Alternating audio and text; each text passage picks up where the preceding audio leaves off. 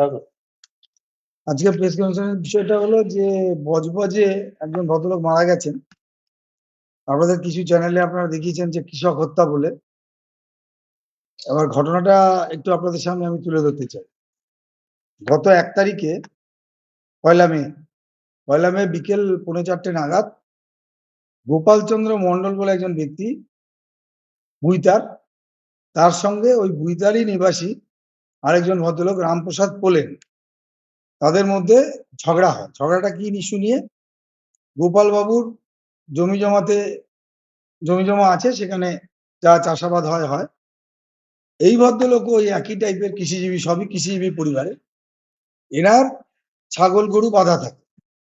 যা হয় গ্রাম দেশে, ছাগল গরু অনেক সময় ছাড়া পেলে তারা তো আর এর জায়গা ওর জায়গা ভাগ বোঝে না। তারা গিয়ে সেখান থেকে ছাগল গরু খেয়ে নেয়। এই নিয়ে এদের মধ্যে দীর্ঘদিন অশান্তি।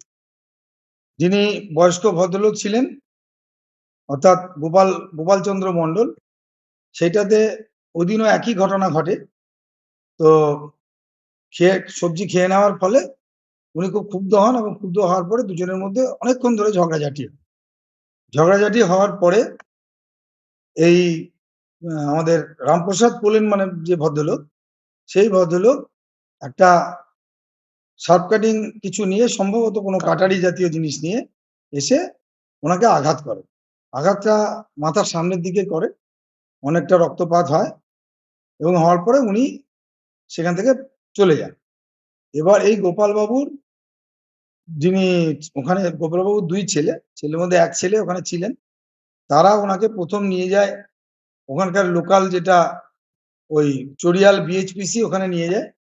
চড়িয়াল বিএইচপিসি নিয়ে যাওয়ার পরে যেহেতু রক্তপাত অতিরিক্ত হচ্ছিল বলে ওরা বাঙ্গুর হসপিটালে রেফার করে। এবার ঘটনাচক্রে সেদিন প্রচন্ড বৃষ্টি বাদলা হওয়ায় ওরা বাঙ্গুরে নিয়ে যেতে পারেনি। পরের দিন সকালবেলা ওরা বাঙ্গুরে নিয়ে যায়, ওই ভোর রাতে নিয়ে যায়। ভোর রাতে নিয়ে যাওয়ার পর, মানে পরদিনই হয়ে গেছে, অ্যাডমিশন হয়, এবং সেখানে অ্যাডমিশন হয়নি। বাঙ্গুর তারপরে বলে যে আমাদের পক্ষেও এই পেশেন্ট, ওনারাও রেফার করেন পিজিতে নিয়ে যাওয়ার পর সেখানে সে ভর্তি হয়, এবং ভর্তি হওয়ার পরে সেখানে তার চিকিৎসা চলতে থাকে। গত, মানে আজকে বলবো, গতকাল বলবো না, আজকে ভোরবেলা 3টে নাগাদ উনি এক্সপায়ার করেন। ভদ্রলোক গোপালচন্দ্র মন্ডল এক্সপায়ার করেন। এবার এই যে ঘটনাটা ঘটেছে, এই ঘটনাটা ঘটার পরে, আজকে এক্সপায়ার করে যাওয়ার পরে, ওনার ছেলে কৃষ্ণপদ মন্ডল, ওনার 2 ছেলে, এক ছেলে বাইরে চাকরি করেন, এক ছেলে এখানে থাকেন।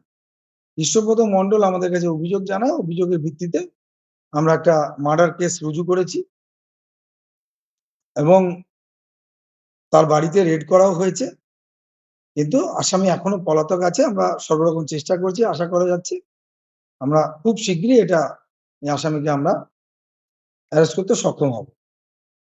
আর যে বিষয়টা, যে এখানে কিন্তু কোনো কৃষককে কেউ পিটিয়ে মারলো বা এ ধরনের ইস্যুটা নয়।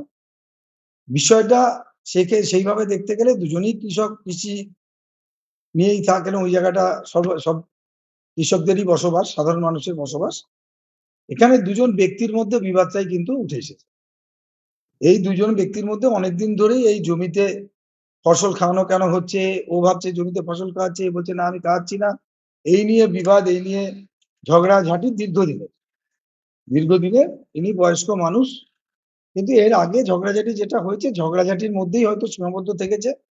এরকম কোনোদিন মারধর বা আক্রমণ হয়নি।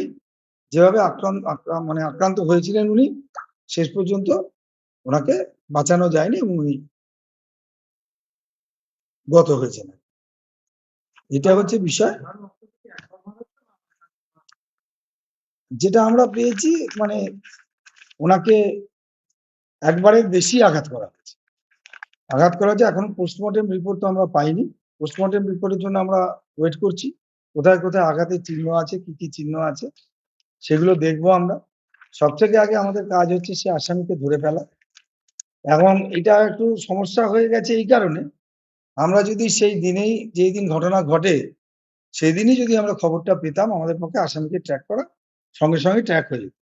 যেহেতু 2 দিন বাদে এই ভদ্রলোক গত হওয়ার পরে আমাদের কাছে ইনফরমেশন দিতে আসেন ওনার বাড়ির লোকেরা, তার ফলে, বা অন্য লোকেরা কেউই আসেননি, তো তার ফলে যে আসামি সে ২ দিনের একটা অ্যাডভান্টেজ পেয়ে গেল। কিন্তু আমরা আশা করছি এটা কোনো অসুবিধা নয়।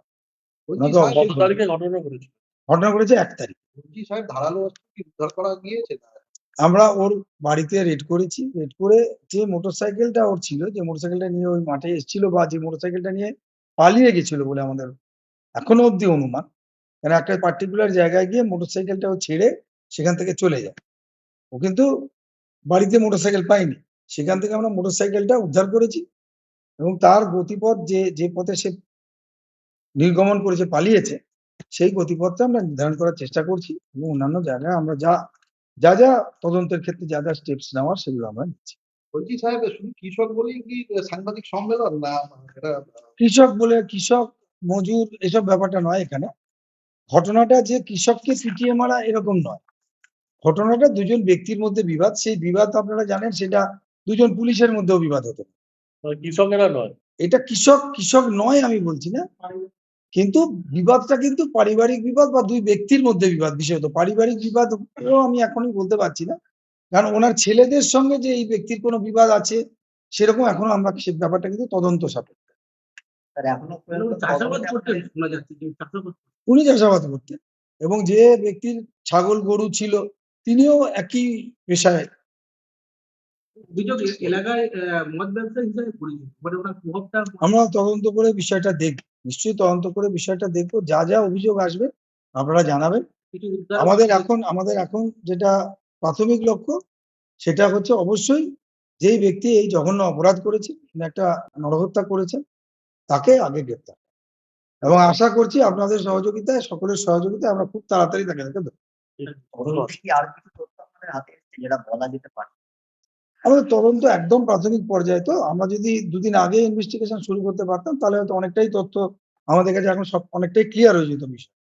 কিন্তু যেহেতু সবে আজকে আমাদের কাছে তথ্য এসছে, আমরা তদন্ত শুরু করেছি। পুরোদমেই শুরু করেছি এবং আশা করছি আমরা আপনাদের আগামী দিনে নিশ্চয়ই আমরা আমাদের তদন্ত কিছুটা অগ্রসর হলে আমরা আপনাদের আবার সাংবাদিক সম্মেলন করে হোক বা যেকোনোভাবে হোক আপনাদেরকে জানাবো। কতদিনের মধ্যে আপনি আশা করছেন যে নরহত্যা করেছেন, তাকে আগে গ্রেপ্তার। এবং আশা করছি আপনাদের সহযোগিতায়, সকলের সহযোগিতায় আমরা খুব তাড়াতাড়ি তাকে ধরব।